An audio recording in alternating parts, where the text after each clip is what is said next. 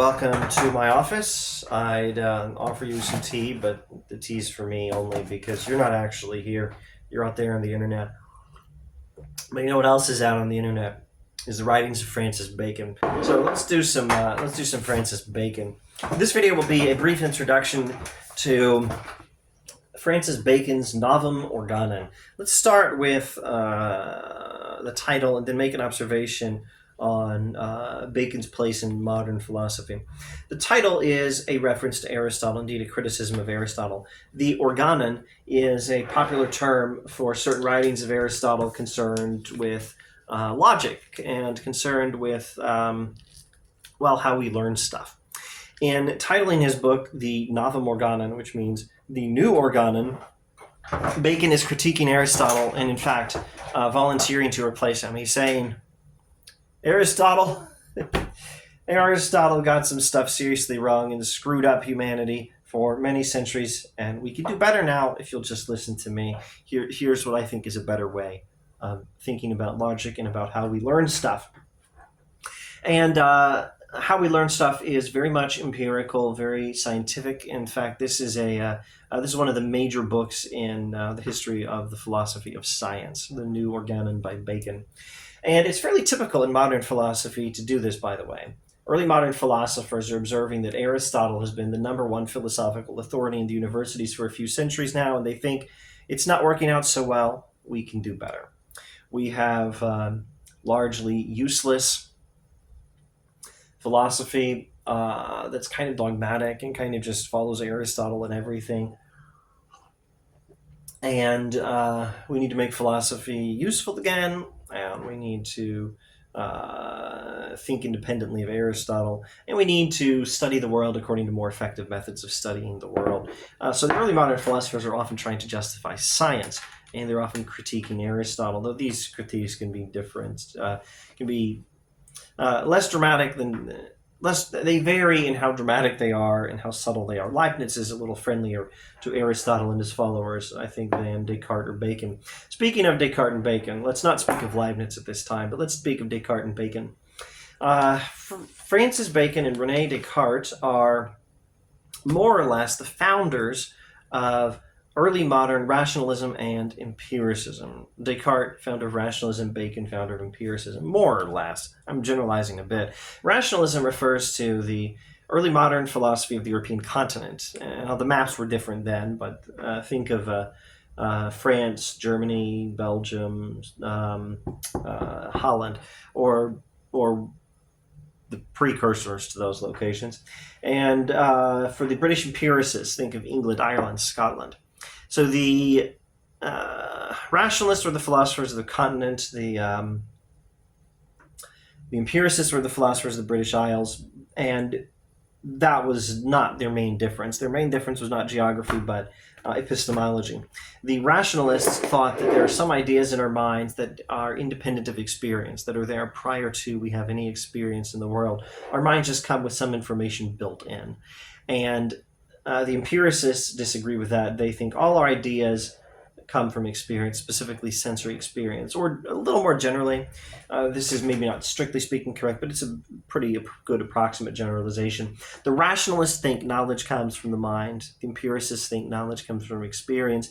And Descartes is a rationalist philosopher, starting off European philosophy in the modern era with an emphasis on science and on using science as mankind's power for fixing up the world the way we like it. And Bacon is the empiricist founder of early modern philosophy with a heavy emphasis on science and on science as our power for fixing up the world the way we like it. Bacon and Descartes very much agree on that much. Only one's more empiricist, one's more rationalist. Descartes will try to prove that science works using ideas that are in our minds independently of sensory experience. Bacon's not like that. Now, we are very much talking about managing the world, putting the world under human control. And you can take this in more than one direction. By all means, take it in an optimistic direction. What Descartes and Bacon are talking about is very much polio vaccines. Not specifically. They'd probably never heard of a polio vaccine. Actually, they might have heard of some sort of inoculation. I don't think inoculations, modern vaccines, the way we do them now, they'd never heard of that. But the concept of an inoculation, I think, may well have been something Descartes and Bacon were both familiar with. Certainly, the idea of inoculation predates modern vaccines by quite some time, a few centuries, I believe. Anyway, polio vaccines illustrate what they're talking about. The polio vaccine is a tool for changing the way things work in the physical world to make it work properly, to satisfy our desires particularly to not have any more trouble from polio. This is what Descartes wanted. This is what Bacon wanted. But you can also take this in a more pessimistic direction, and I'm certainly open to that. I've done it myself. You can read the intro to this book I edited here, Science Fiction and the Abolition of Man, Finding C.S. Lewis in Sci-Fi Film and Television. I beat up Descartes and Bacon a little bit for this philosophy that I think does, it does have its optimistic aspects.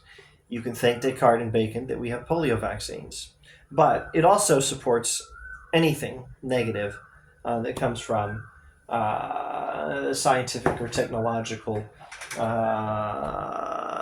means of causing trouble, let's say.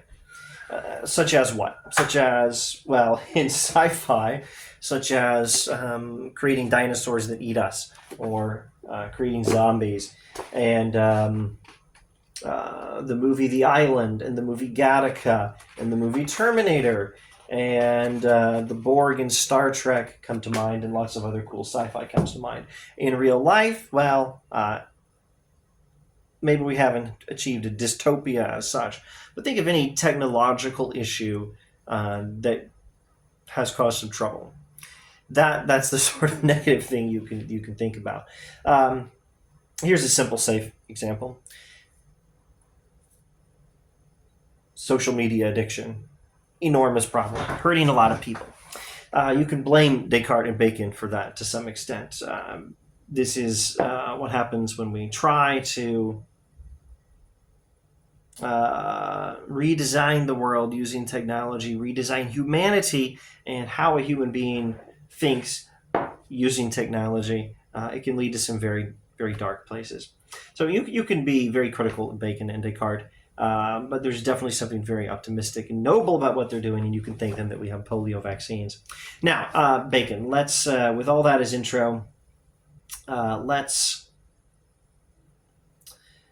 read the first sentence of Book 1 on the interpretation of nature in the empire of man. Golly, look at those words. The interpretation of nature, the empire of man. Man, as the minister and interpreter of nature, does and understands as much as his observations on the order of nature, either with regard to things or the mind, permit him, and neither knows nor is capable of more. Let's do that again a little more slowly, and then I'll try to restate what it's saying.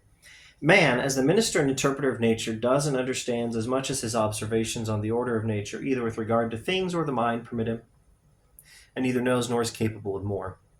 All right, so let's break that down into tiny pieces. The human being is the minister of nature. What does that mean? Governor, guide, manager. The human being is, or humanity is, the manager of the world. And no doubt there's a biblical background there, early chapters of Genesis. The human being is the minister of nature. Next, the human being is the interpreter of nature. It's our job to interpret the physical world as well as to manage it. And we can only do as much as our observations on the world allow us to do. And we can only understand as much as our observations on the world allow us to understand. This, I think, is empiricism in one sentence. Knowledge comes from, and our ability to act comes from all and only our observations on the physical world. I think the physical world is a perfectly acceptable paraphrase or alternative vocabulary for the word nature here. Some major empiricist principles you'll find in this text include looking to the end, not the beginning, for knowledge, an emphasis on sensory experience, ideas not derived from experience are meaningless, and we need science, and induction is important, not deduction, or at least not only deduction. We'll stop there.